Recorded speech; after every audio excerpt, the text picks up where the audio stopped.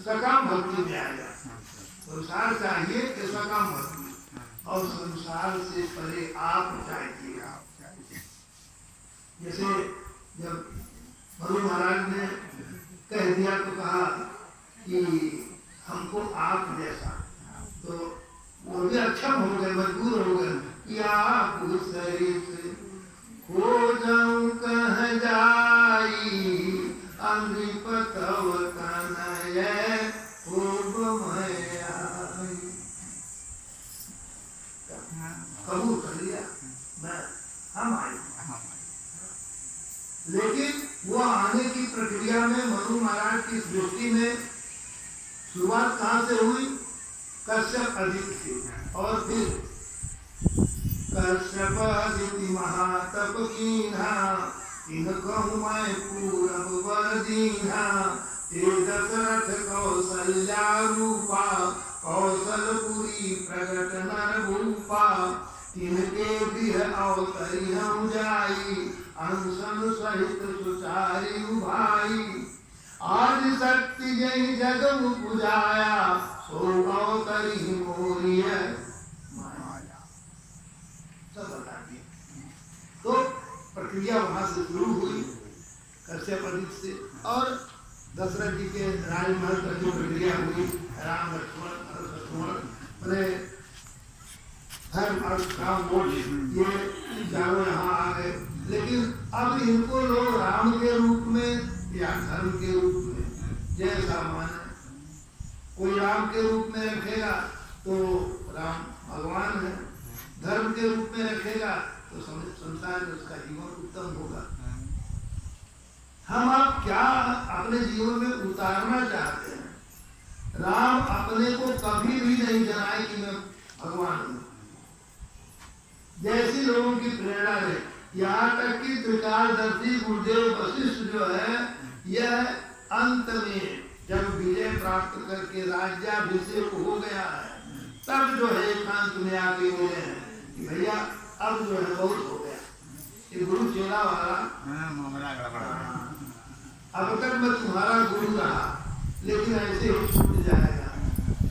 और तब वहाँ भैया जो बता रहे थे ना कि उपरोहित का, वही उपरोहित कर्मयति मंदा राम से कह रहे हैं त्रिकालदर्शी गुरुदेव वशिष्ठ, वेद पुराण स्मृति कर निंदा जब न ले मैं तब विधि मोही। मेरे पिता ब्रह्मा ने जबरदस्ती मेरे गले में बांधा, कहा लाभ आगे सुत तो ही परमात्मा ब्रह्मण भूपा रघुकुल भूषण भूपा। तब मैं हृदय विचारा योग यज्ञ जपदान, आदमी योग करता है, दान करता है, जप करता है कि भगवान मिल जाएगा, और जाकर हूँ करीब जो पानी हो वो सब करने के बाद और यहाँ अपने आप मिल जाएगा। तो कहा बहुत हो गया, अब सब काम हो गया, अब आप मेरा कल्याण कीजिए। तो राम भगवान या महापुरुष बोलते तो अपने आप को छुपाते ही है, महापुरुष जी कभी अपने आप को प्रकट नहीं करते।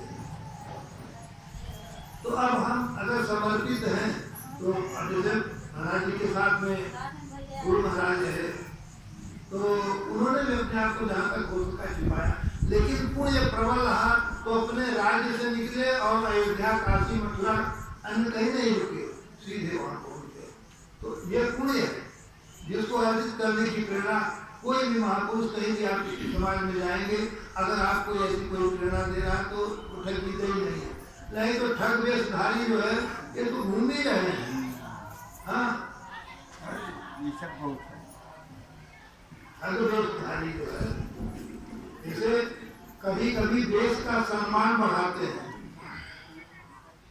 जैसे हनुमान जी वह वानर के वेश में आए तो उन्होंने देश का सम्मान बढ़ाया, लेकिन अब दूसरा कोई आदमी साधु बन गया, सार्वजनिक कर रहा है। हाँ तो गोस्वामी जी ने तो बड़े कायदे से, अरे 15 दोहे तक केवल उन्होंने वंदना ही वंदना किया है। केवल शुद्ध वंदना है। और इतनी दीनता की किसी नाते तो बाल कयाल उतर ही कर अंता और जो ही पढ़ाई शुरू हो गई। केवल अपने हृदय में उसको धारण कर ले तो वह संत की पदवी पाने लायक हो गया, संत के योग्य हो गया वह, क्योंकि उसके जीवन में ऐसी दीनता आ जाएगी।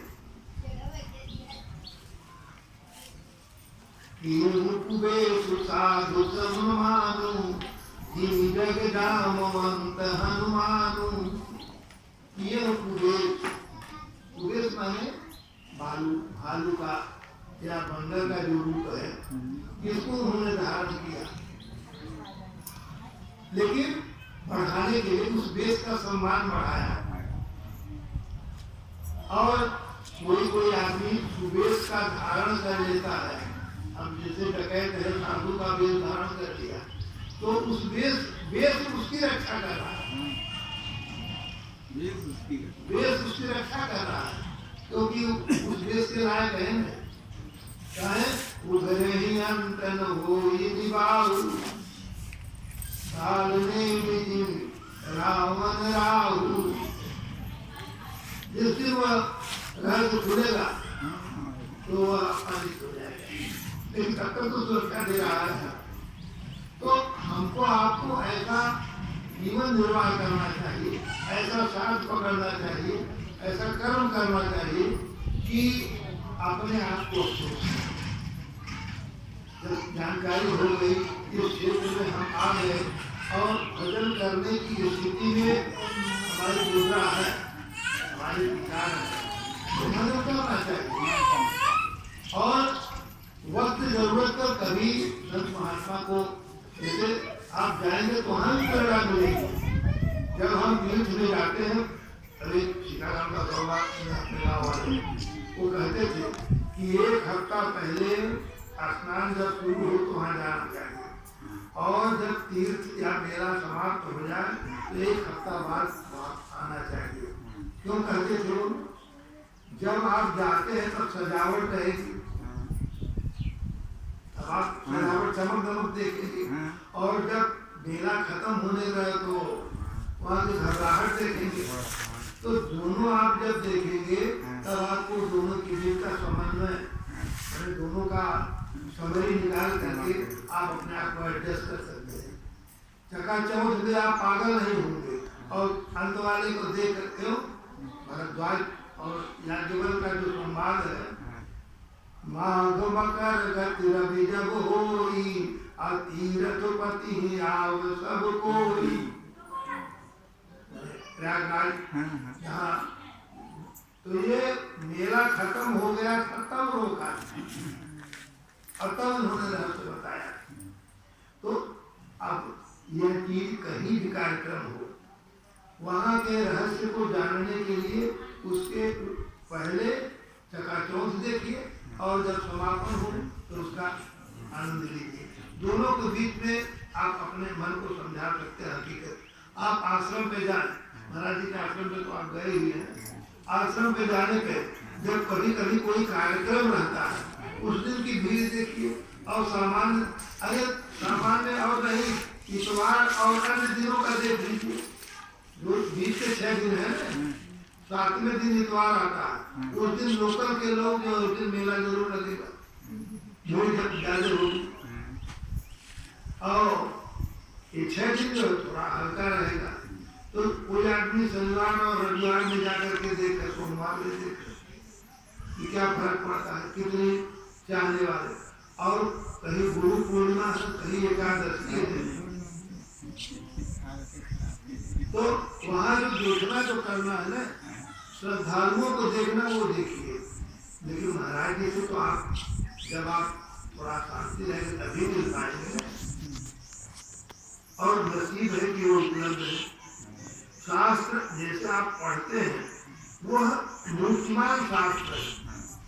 जो लोग कहते हैं वेद में लिखा है, वेद लिपिबद्ध कर दिया गया, वो तो हमारे आपके लिए कभी भी पढ़ने के लिए वैसा पढ़ो, ऐसा आचरण करें।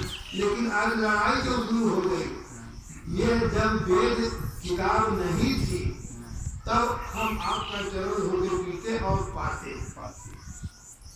ये मेरे परमात्मा की वाणी को कौन सुना? जो उस लायक रहा, जिसकी पात्रता नहीं वो सुन सके, सुना और संग्रहित किया। ये विद्या जो है ये श्रुति ज्ञान है। वेद माने श्रुति। जैसे वहां से आपने सुना तो सुन करके आपने दूसरे को सुना दिया, दूसरे को सुना दिया, तब यह वेद जो है ये लड़ाई का विषय नहीं था। तो स्वामी जी ने 500 वर्ष पहले रामायण लिखा, वहां लिखा है कि कलयुग की स्थिति क्या होगी। अभी युग का ये 60वां अवस्था में कराना 32,000 कलयुग चल रहे और अभी ये 24 चल रहा है 2024। तो कितना था? 4 लाख जैसे 2024।